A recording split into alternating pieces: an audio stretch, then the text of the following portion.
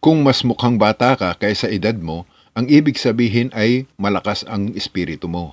May daladala kang puso na marami ng pinagdaanang bagyo sa buhay. Hindi ka naging mapait o nagtanim ng galit at sama ng loob. Tahimik kang umiyak pero nakahanap ka pa rin ng dahilan para ngumiti.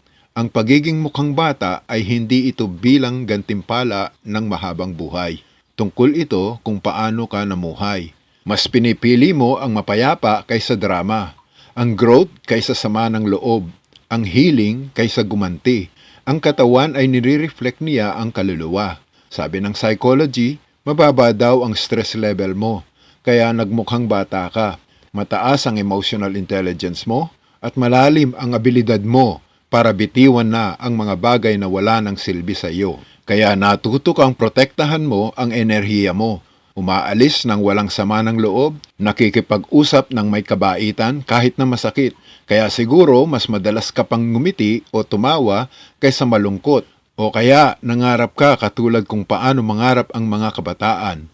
O kaya hindi mo isinuko ang tuwa kahit na binibigyan ka ng buhay ng dahilan para sumuko. Tandaan mo ito, ang totoong ikaw ay hindi nasusukat sa edad. Nakasulat yan sa kung paano ka magmahal, paano ka nagpatawad, paano ka nagsimulang muli. Ang aral, kapag sinabi sa iyo na mas bata ka kaysa edad mo, huwag ka lang basta magpasalamat.